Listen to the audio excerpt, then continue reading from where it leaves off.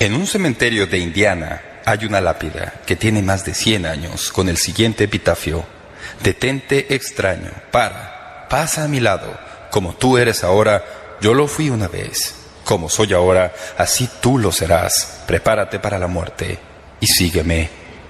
Un joven pasó por ahí y escribió unas notas debajo del poema y dicen así: seguirte, no estoy de acuerdo mientras no sepa qué camino seguiste. Tengo razón, este es un muy buen epitafio, ¿verdad? ¿Sabía que hay una organización llamada Telegramas del Más Allá que ofrece entregar mensajes a los muertos a razón de $10 por palabra, como mínimo de 5 palabras? La manera en que hacen esto es dando estos mensajes a pacientes desahuciados, los cuales prometen entregar estos mensajes cuando pasen al más allá. En verdad, en realidad existe tal organización. Sin embargo, la letra menuda del contrato advierte a los clientes que no pueden garantizar que el mensaje será entregado porque la verdad es que la misma organización de Telegramas del Más Allá solemnemente advierte que nadie sabe lo que pasa cuando alguien muere. Alguien ha dicho que hay 2 cosas que la mayoría de las personas quieren saber acerca de sus seres queridos que ya han fallecido. Número 1, ¿en dónde están? Y número 2, ¿cómo les va? ¿En dónde están? Esa es una pregunta que muchos me han hecho cuando he servido como asesor en la aflicción. ¿En dónde están? Al parecer, algunos de los que vivían en tiempos del Nuevo Testamento compartían la misma preocupación, tal cual lo estamos nosotros. ¿Recuerdan cuando Pablo les escribió a los creyentes de Tesalónica? Les escribió debido a las preguntas que ellos tenían en mente. En 1 Tesalonicenses 4:13 leemos estas palabras: tampoco queremos, hermanos, que ignoréis acerca de los que duermen, para que no os entristezcáis como los otros que no tienen esperanza.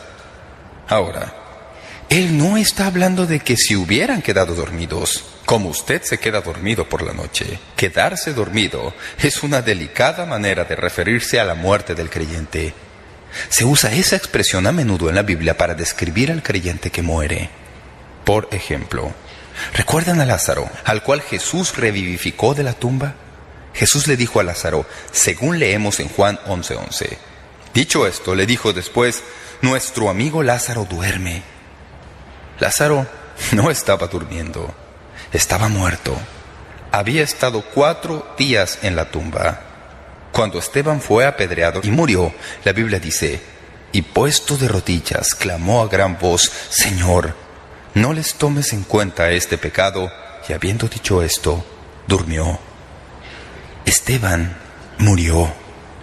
Leemos de David del Antiguo Testamento en el libro de Hechos. Dice: porque a la verdad David, habiendo servido a su propia generación según la voluntad de Dios, durmió y fue reunido con sus padres y vio corrupción. Así que en el Nuevo Testamento la palabra dormir, cuando se refiere al creyente, se refiere a la muerte. La palabra en realidad es una palabra interesante.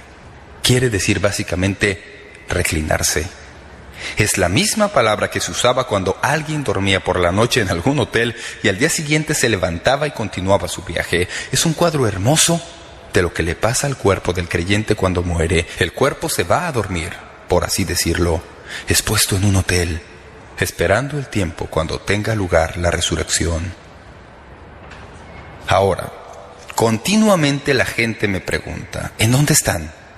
Lo primero que tengo que decirles es que obviamente su cuerpo está dormido.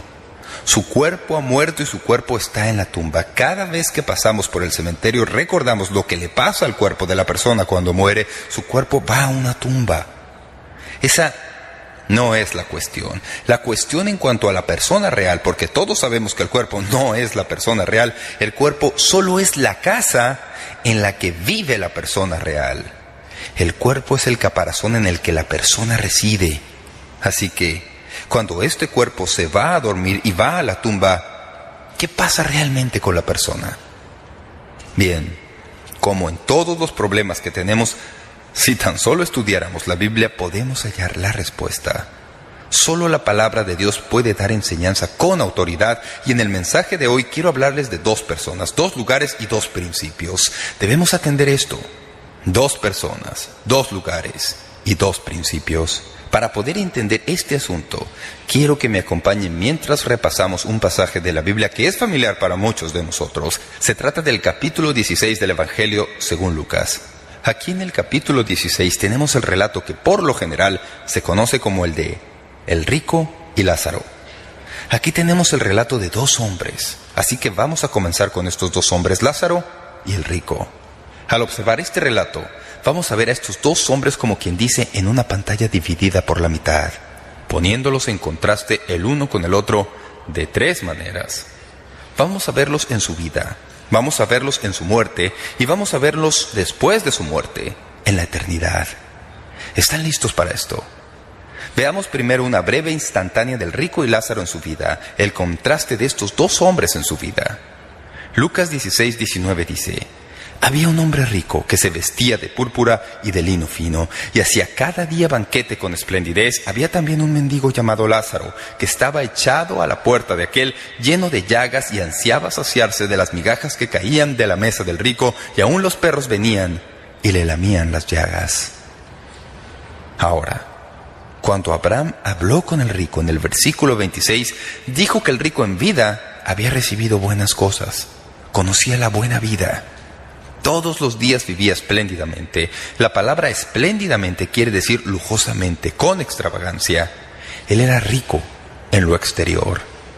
En contraste, el mendigo era nada impresionante. Se dice que Lázaro era enfermo y con hambre. Sus llagas podían haber sido vendadas y curadas con el ungüento del rico, pero en vez de esto, se las lamían los perros. Cada día dejaban a Lázaro a la puerta del rico para mendigar algo de comida. No tenemos gran dificultad para entender esto. Vemos algo parecido todos los días, sin que importe dónde vivamos. Lázaro esperaba recibir unas cuantas migajas, así que ahí tienen una breve instantánea de estos dos hombres en sus vidas. El hombre rico, cubierto en púrpura y lino fino, y el pobre, cubierto solamente de llagas. El rico banqueteado opíparamente, y el pobre Lázaro deseando recibir aunque sea las migajas. El rico con muchos criados, Lázaro solo con los perros para cuidarlo. Dos hombres contrastados en sus vidas, y el telón cae después de la primera escena. La siguiente vez que vemos a estos hombres es en la muerte. Los dos hombres contrastados en su muerte. En el versículo 22 leemos primero de la muerte de Lázaro. Noten lo que dice: aconteció que murió el mendigo y fue llevado por los ángeles al seno de Abraham. Al leer el relato, parece que Lázaro murió primero y el rico murió después. No se menciona el entierro de Lázaro, simplemente se dice que murió. Lo más probable es que no enterraran su cuerpo, porque en esos días, cuando un pobre moría, bien sea que lo echaran en el campo del alfarero, o lo más probable, lo echaban en un lugar llamado Gehenna, que era como llamaban al basurero en las afueras de la ciudad. Así que lo más probable es que se deshicieran del cuerpo de Lázaro, pero la Biblia dice que el verdadero Lázaro fue llevado al seno de Abraham. La muerte del rico, en el versículo 22 al final, se describe en forma muy, pero muy breve. Y murió también el rico y fue sepultado. Ahora bien, no es difícil imaginarse el suntuoso funeral del rico, ¿verdad? Muchas loas, pero con todo lo que había hecho en su vida y todo lo que había almacenado, no pudo comprar ni un solo día más de vida. Noten el contraste de estos dos hombres en su muerte. El uno lo echan como si fuera la basura de la tierra y al otro lo elogian y honran en una ceremonia magnífica. El telón cae después del segundo acto. En los versículos que siguen podemos ver algo que no se encuentra en ninguna otra parte de la Biblia y no puede verse excepto por los ojos del Señor Jesucristo, quien está contando el relato. Por favor, escuchen. Esta no es una parábola, es un relato real. En todas las parábolas que Jesús relató, jamás, nunca usó el nombre del individuo. En este relato, Él da el nombre de uno de los protagonistas, Lázaro. No era el mismo Lázaro que revivificó de los muertos, sino otro hombre con el mismo nombre, pero evidentemente un hombre al que Jesús conocía personalmente, ya que relató esto como testigo presencial, no solamente viendo sus vidas y sus muertes, sino que ahora nos va a enseñar lo que les pasó después de sus muertes. El relato está a punto de darnos un cimiento para entender lo que pasa cuando un ser querido muere. La Biblia enseña que antes de la ascensión de Jesucristo existía un lugar inmediato a donde las almas de hombres y mujeres iban al morir. Este lugar está compuesto de 3 compartimientos: el seno de Abraham, la gran cima y el Hades, o lugar del tormento. Ahora bien, se nos dice que al paraíso se le llama seno de Abraham. Es el lugar a donde van los justos que mueren. De acuerdo a este relato, es el lugar de consuelo. Ahí lo verán.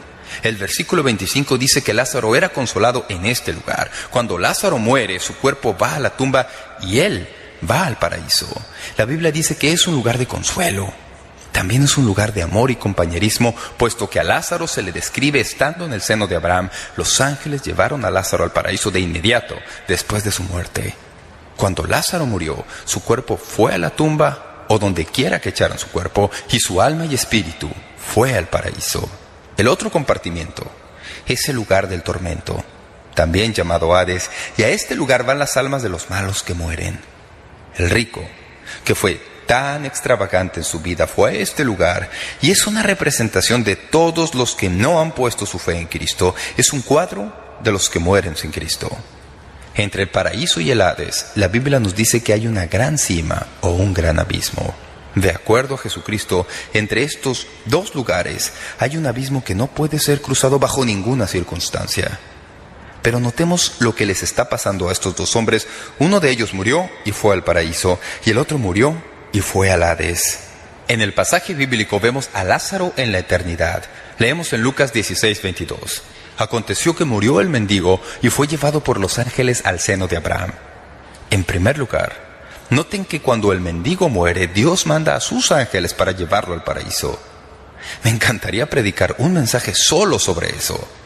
Recuerdo que cuando comencé a celebrar funerales, allá al principio de mi ministerio pastoral, a veces algunos ancianos me hablaban y me daban palmaditas en el hombro y decían: «Ay, pastor, usted solo necesita saber que los ángeles la llevaron al cielo».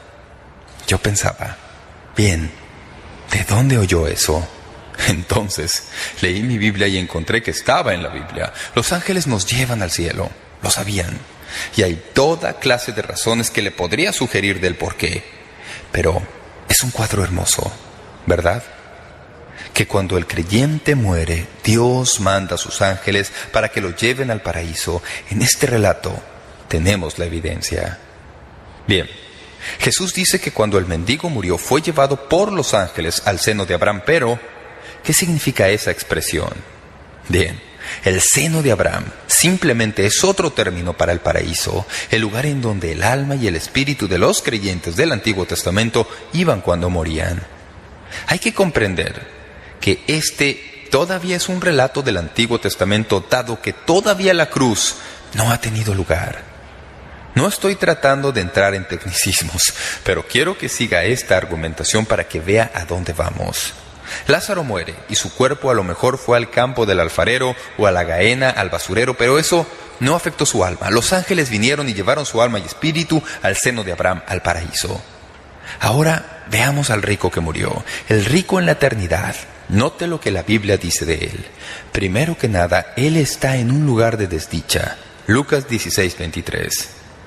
Y en el Hades alzó sus ojos estando en tormentos y vio de lejos a Abraham y a Lázaro en su seno. Entonces él, dando voces, dijo: Padre Abraham, ten misericordia de mí y envía a Lázaro para que moje la punta de su dedo en agua y refresque mi lengua, porque estoy atormentado en esta llama. Algunos dicen: bien, ¿en dónde dice la Biblia que cuando uno muere, si va al infierno, hay llamas? Aquí hay un cuadro. En este lugar intermedio, este hombre está en tormento y él está en llamas. El rico, observen, no se perdió por ser rico, ni tampoco el pobre fue salvado por ser pobre. En este relato se da por sentado que el rico no creyó en Jesucristo, en tanto que Lázaro sí lo hizo. Fue la fe o no fe de ellos lo que fijó su destino. En muchos aspectos, el rico y Lázaro han cambiado sus lugares. Observe lo que pasa. El hombre orgulloso del tiempo se ha convertido en el mendigo en la eternidad. El que en vida le negó al pobre una migaja de su mesa, ahora está mendigando una gota de agua. El que todos los días de su vida comía con esplendidez, ahora se contentaría con apenas una gota de agua para refrescar su lengua. Él, está en un lugar de desdicha. En segundo lugar, note que está en un lugar de memoria. Esto es nuevo para muchos. Lucas 16:25. Pero Abraham le dijo: Hijo, acuérdate que recibiste tus bienes en tu vida y Lázaro también males, pero ahora éste es consolado aquí y tú atormentado. El versículo 25 indica que el Hades es un lugar de memoria. Él alza sus ojos y ve a Lázaro y está consciente de lo que se ha perdido. Una de las torturas del Hades es mirar al otro lado de la gran cima y ver las comodidades y las bendiciones de los que han recibido a Cristo. Pienso que por toda la eternidad al no creyente se le va a recordar constantemente lo que se perdió por haber rechazado a Dios. Pienso que va a recordar las predicaciones en donde oyó el mensaje del Evangelio, en donde el testimonio del Espíritu Santo tocó fuertemente su corazón cuando se alejó y lo rechazó. Y por toda la eternidad va a ser como una repetición instantánea una y otra vez en su mente. El recuerdo de haber tenido la oportunidad, de que pudo haberlo recibido, pero no lo hizo. Es un lugar de desdicha y un lugar de memoria. Pero noten, en tercer lugar, es un lugar de aflicción. Lucas 16:7 dice: Entonces le dijo: Te ruego pues, Padre, que le envíes a la casa de mi padre, porque tengo 5 hermanos, para que les testifique, a fin de que no vengan ellos también a este lugar de tormento. Y Abraham le dijo: A Moisés y a los profetas tienen, óiganlos. Él entonces dijo: No, padre Abraham, pero si alguno fuere a ellos de entre los muertos, se arrepentirán. Mas Abraham le dijo: Si no oyen a Moisés y a los profetas, tampoco se persuadirán, aunque alguno se levantare de los muertos. Escuchen el poder de la palabra de Dios de acuerdo a Jesucristo. Es más poderosa y contundente que el hecho de que alguien regrese de los muertos. Ahora el representante de los perdidos, que ahora está en el Hades, es este rico. Él estaba vivo, estaba consciente, tenía pleno ejercicio de todas sus facultades, de su memoria, y estaba en tormento. Hay 2 personas, pero ahora quiero que noten 2 lugares. Notemos lo que sucede y permítanme llevarles en un recorrido por donde ellos están ahora. Primero, un infierno intermedio. Es un lugar que no es el último infierno, sino un infierno de una manera intermedia. Observen esto. En lo que se refiere a los muertos no creyentes, ellos continúan en el lugar llamado Hades, el infierno intermedio, hasta que un tiempo en particular en el futuro, en el juicio ante el gran trono blanco, el Hades los deja salir, son juzgados y pasan al lago de fuego.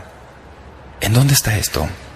Bien, quiero que lea conmigo Apocalipsis capítulo 20, versículos 13 y 14.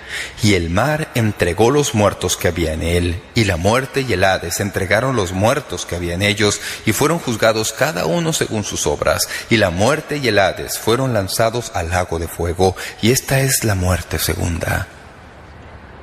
Esto es lo que sucede. Cuando una persona muere hoy y no conoce a Jesús, su cuerpo va a la tumba y su alma y espíritu van al Hades. Un día, después del juicio, el Hades, de acuerdo a la Biblia, será echado al lago de fuego, que es el infierno permanente, en donde hay aflicción y llanto y gemido para siempre. ¿Creo en el infierno permanente? Permítame decirle que si no hay infierno permanente, entonces no puede haber un cielo permanente, porque en el Nuevo Testamento la Biblia habla más sobre el infierno que sobre el cielo. Hay tal lugar. Y es un lugar a donde nadie quiere ir. Usted puede decir: yo no creo eso.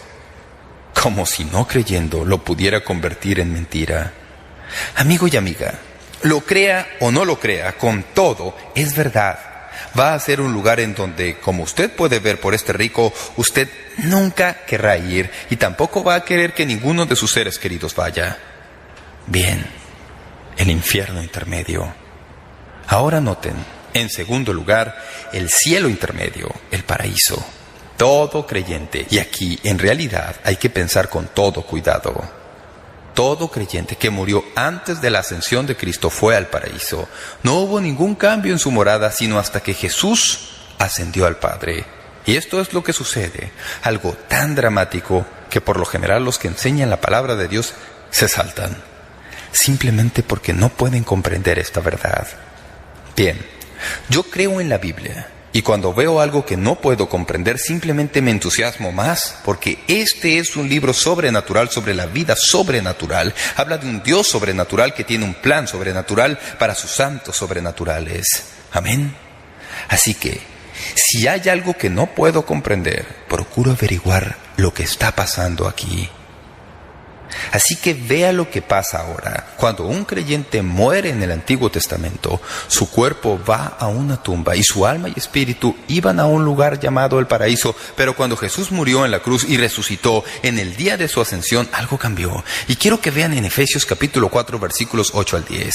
Por lo cual dice, subiendo a lo alto, llevó cautiva la cautividad y dio dones a los hombres. Y eso de que subió, ¿qué es? Sino que también había descendido primero a las partes más bajas de la tierra. El que descendió es el mismo que también subió por encima de todos los cielos para llenarlo todo. Esto es lo que la Biblia dice, que cuando Jesús ascendió después de su muerte, Él fue a la tierra y llevó cautiva a la cautividad. Fue al paraíso y llevó a toda la gente que estaba en el paraíso y los llevó con Él al tercer cielo. El paraíso ya no es un lugar intermedio. El paraíso es con Dios en el cielo. Jesús tomó a todos los que estaban en el paraíso, todos los santos del Antiguo Testamento, todos los que habían muerto y habían creído en Dios antes de la ascensión. Cuando Jesús murió en la cruz, después de su muerte, Él fue al paraíso. Usted pregunta, ¿cómo sabe que Jesús fue al paraíso? Me alegro que me lo pregunte. ¿Recuerda lo que le dijo al ladrón en la cruz cuando él murió? ¿Qué fue lo que le dijo? Hoy, Lucas 23:43, hoy estarás conmigo. ¿En dónde? En el paraíso. ¿Cómo sabe si el paraíso ya no está donde está? Bien, me alegro que me lo pregunte. Volvamos y recordemos en 2 Corintios 12:2. ¿Recuerdan lo que Pablo dijo en cuanto a su visión? Conozco a un hombre en Cristo que hace 14 años, si en el cuerpo no lo sé, si fuera del cuerpo no lo sé, Dios lo sabe, fue arrebatado hasta el tercer cielo, y conozco al tal hombre, si en el cuerpo o fuera del cuerpo no lo sé, Dios lo sabe, que fue arrebatado al paraíso. ¿En dónde queda el paraíso? Está en el tercer cielo. ¿Cómo llegó ahí? Cuando Jesús ascendió, llevó cautivo al paraíso, lo llevó al tercer cielo, así que, ¿en dónde están? Cuando el creyente muere, su cuerpo va a la tumba y a dormir. Su alma no se va a dormir. No hay tal cosa como el sueño del alma. Permítame decirle algo, amigo y amiga. Sea creyente o no, usted va a estar vivo en alguna parte eternamente. Su alma no se echa a dormir. El cuerpo duerme y el alma y el espíritu van al paraíso que está en el tercer cielo. Ahora, probablemente ustedes piensan que ya hemos resuelto todos los problemas. Sabemos a dónde va el no creyente. Sabemos a dónde va el creyente. Pero hay un problema. Y voy a decirle cuál es. Este es el problema. Cuando el creyente muere y su cuerpo va a la tumba y él va a estar con Jesús, no tiene un cuerpo, porque su cuerpo está en la tumba.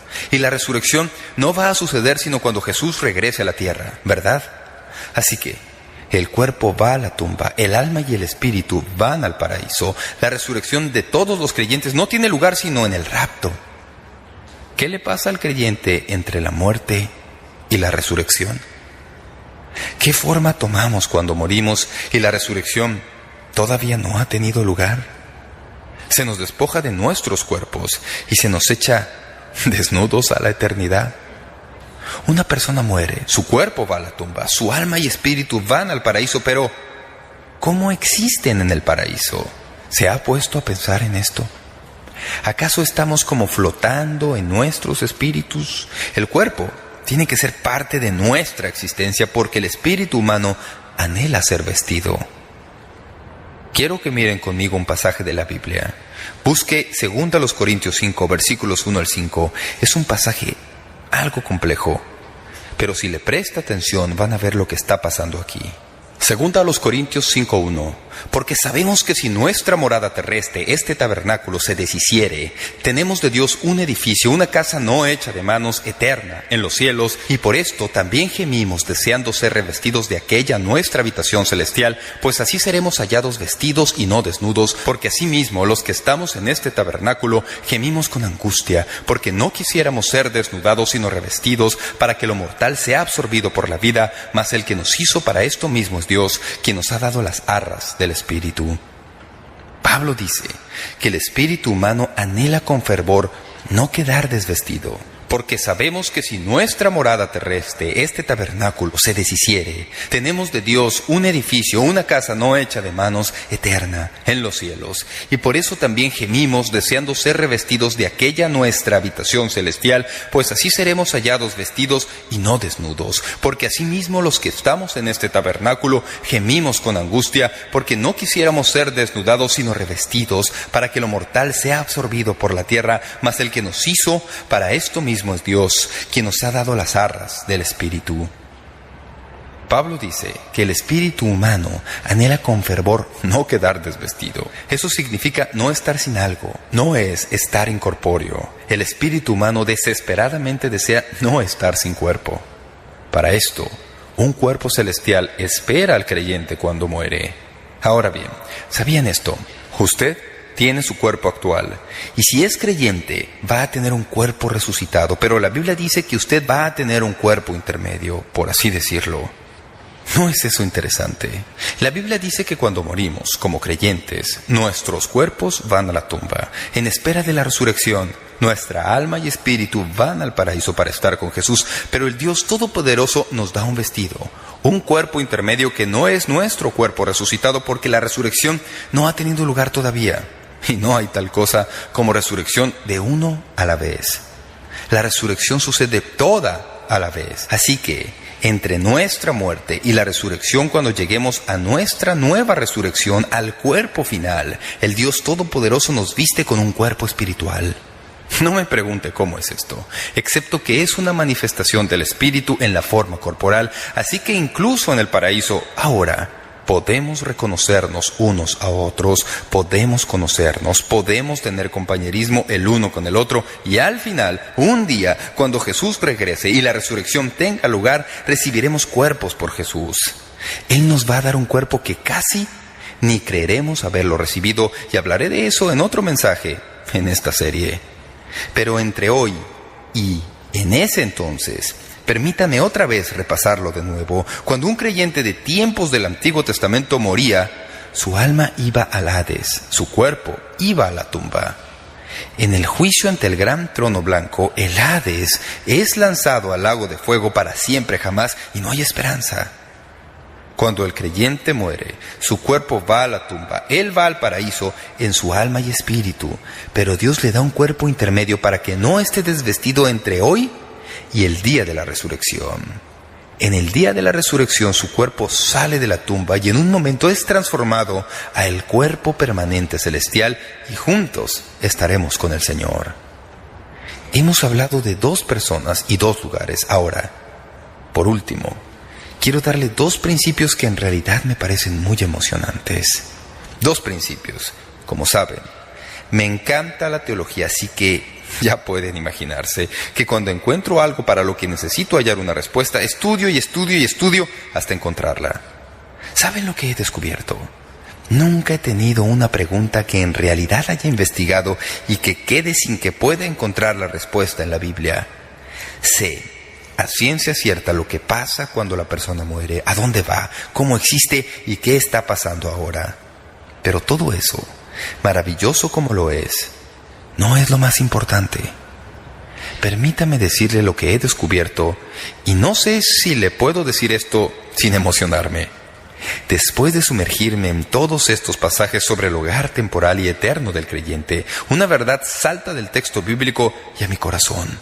El paraíso y el cielo, y la nueva Jerusalén, y cualquier nombre que se quiera usar para describir ese lugar, es secundario a la prioridad de la presencia de Jesús. El cielo es en donde Jesús está. El cielo es estar con Jesús. Sobre esa verdad es necesario poner una pancarta porque es enfatizada en nuestros corazones vez tras vez. Podría asegurar que usted no la ha visto muchas veces tal cual consta en el texto bíblico, porque por lo general aparece al final de los pasajes en forma nada notoria. Permítanme mostrarle lo que dice la Biblia y así podrán comprender. Bien, Pastor Jeremiah, no sé si comprendo completamente todo lo que ha dicho hoy sobre el cielo intermedio y el cielo permanente, pero una cosa sí entiendo, y es que cuando muera voy a estar con Jesús. Observen esto, Juan 14:3. Y si me fuere y os preparare lugar, vendré otra vez y os tomaré a mí mismo. ¿Para qué? Para que donde yo estoy, vosotros también estéis. No se trata de lugar. Se trata de la persona. Cuando Jesús le respondió al ladrón en la cruz, ¿qué le dijo? Le dijo, de cierto te digo que hoy estarás conmigo en el paraíso. Lucas 23:43, el paraíso secundario. Pablo explicó la muerte en estos términos. Dijo, pero confiamos y más, quisiéramos estar ausentes del cuerpo, no presentes en el cielo, ausentes del cuerpo y presentes, ¿con quién? Con el Señor. Segunda los Corintios 5:8. Cuando Pablo les escribió a los filipenses en cuanto a su propia muerte, escribió, porque de ambas cosas estoy puesto en estrecho, teniendo deseo de partir e ir. ¿A dónde? ¿Al cielo? No, y estar con Cristo. Filipenses 1:23. Vez tras vez, ¿lo ha notado alguna vez? No es cuestión tanto del cielo, sino de Jesús. Es cuestión de estar con Él. Ahora, ¿cuántos concuerdan conmigo que donde quiera que sea que esté el cielo, si Jesús está ahí, me parece bien? Amén. Donde quiera que esté, donde quiera que sea, debido a que Él es el que murió por mí, Él es el que me salvó, Él es el que me ha dado vida, más allá de lo que merezco. Y si todo lo que usted quiere decir es que va a estar con Jesús, todo marcha bien. Simplemente lléveme a donde quiera que sea, lléveme para estar con Jesús. Amén. Ahora, necesito saber todas esas otras cosas y son importantes, pero lo más importante de todo, después de dar largas explicaciones de los detalles del rapto, este mismo apóstol Pablo lo resumió todo con estas palabras. Dijo, luego nosotros, los que vivimos, los que hayamos quedado, seremos arrebatados juntamente con ellos en las nubes para recibir al Señor en el aire y así estaremos siempre con el Señor. Primera a los Tesalonicenses 4:17. No sé si ustedes captan la bendición de esto.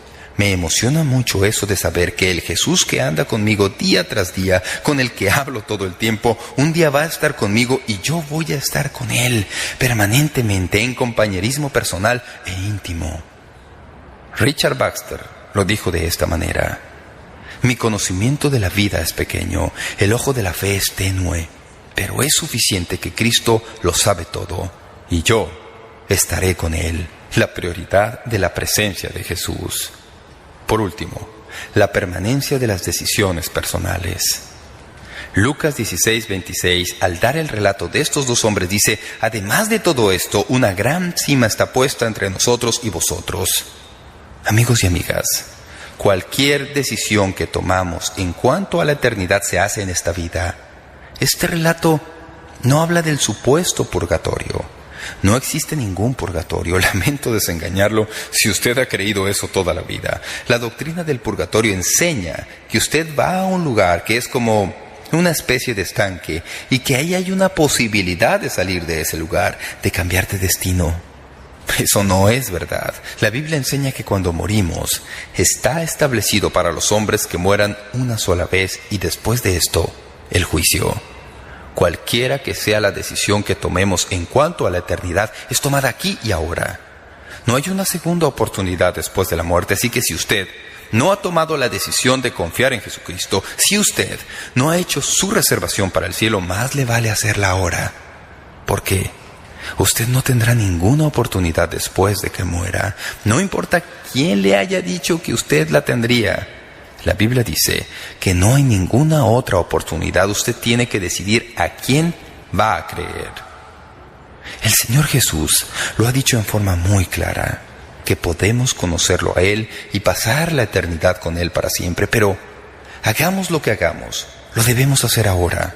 porque este es el día de la oportunidad. Hoy es el día de salvación. En una ocasión, mi esposa Donna y yo fuimos a la ciudad de Tuscaloosa, en Alabama, para hablar en un desayuno de oración. Al llegar, los encargados de la reunión me dijeron que había un hombre que había estado esperando verme y quería contarme algo que sería difícil de creer. Fui a verlo y me hallé con un hombre pelirrojo, con su pelo atado en cola de caballo y largo colgándole a la espalda. Parecía como alguien que había tenido una vida dura, y cuando hablé con él descubrí que había sido así. Esto fue lo que me dijo. Dijo: traté todo procurando hallar algo de paz aquí. No la pude hallar.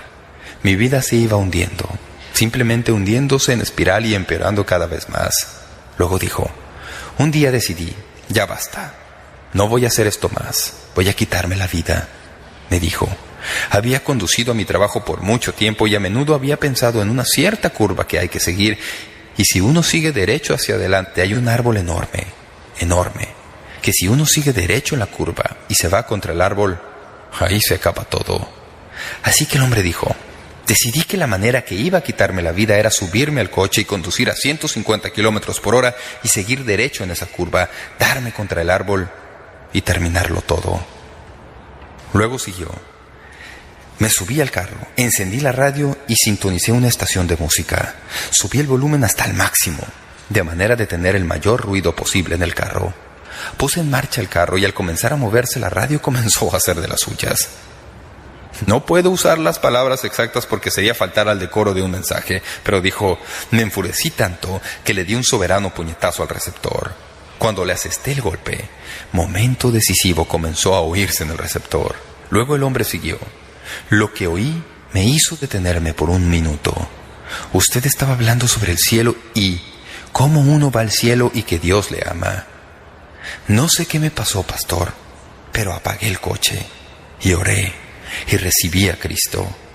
Vine hoy a darle un buen abrazo y decirle que voy a ir al cielo y estoy muy emocionado.